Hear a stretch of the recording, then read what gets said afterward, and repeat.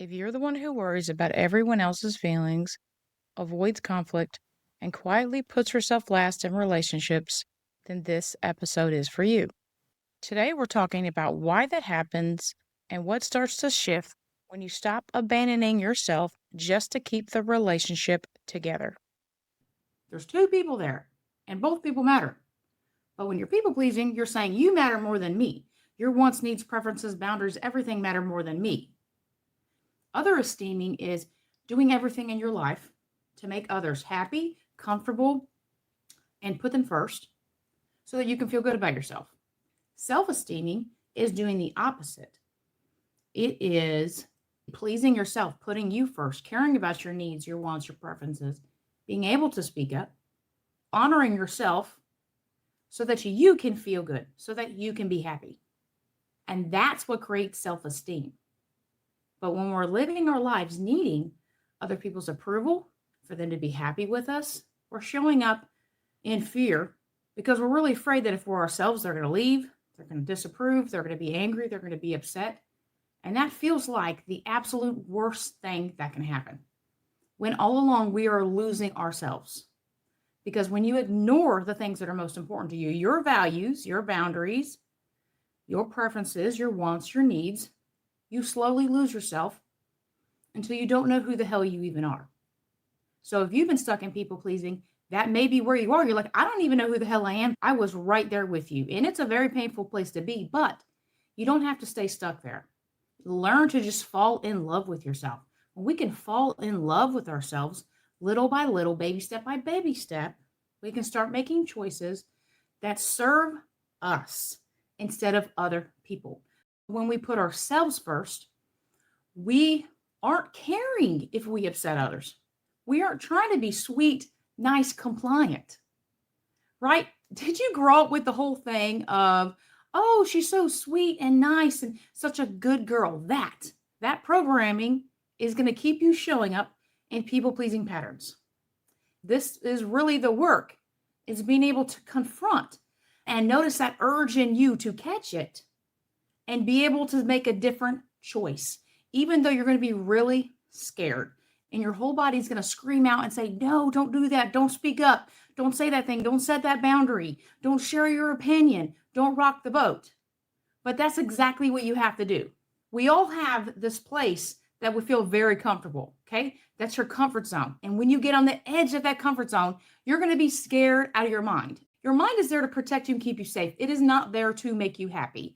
What's normal is the status quo. And when you start to get on that edge of that comfort zone, your whole body's going to be like, no, don't do that. Don't do that. But when you realize, yes, it's scary, but it's exhilarating too at the same time. When you start making choices that serve you instead of other people, you can finally start challenging that people pleasing. Do you guys struggle with people pleasing? And how does it show up in your life? I've been working on this for 20 years. I still have to work on this. I got my hair cut not too long ago, and it's the first time I've been to that hairdresser. If you've ever been to the hairdresser, your hair got messed up, where they got angry with you, where you said what you wanted, but they instead did what they wanted. Exactly. So I was in the chair and like, oh, I really want this. And I started speaking up and saying, well, I want it here and I want this done. I want that done. But there was a little part that was scared inside of me and I held back. There was an urge in me that wanted the hairdresser to be okay with what I was saying. See, that's where the work is. So think of it like layers to an onion. When you start challenging it, it's going to be really scary. And then it's going to start getting easier and easier.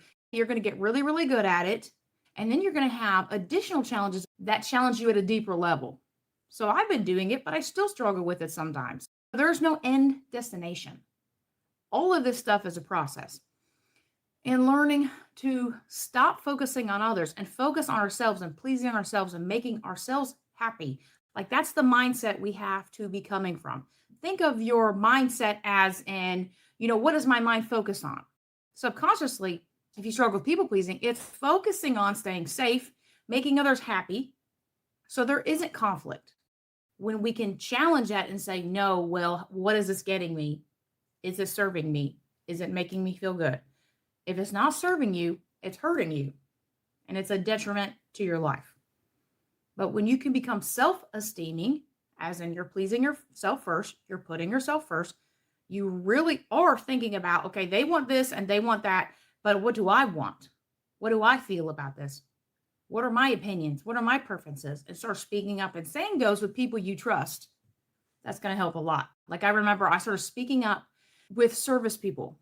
So I'd go into a furniture store and they'd say, "Oh, can I help you?" "No, thank you. I'm fine." See, that's me saying no. And what are they going to do about it? Like absolutely nothing.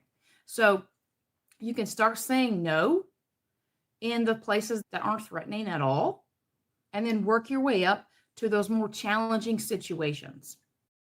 People pleasing, over accommodating, shrinking, swallowing your truth, giving to your empty is often just trying to feel safe in your relationship.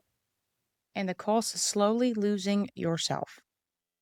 Have an amazing day. Love you guys.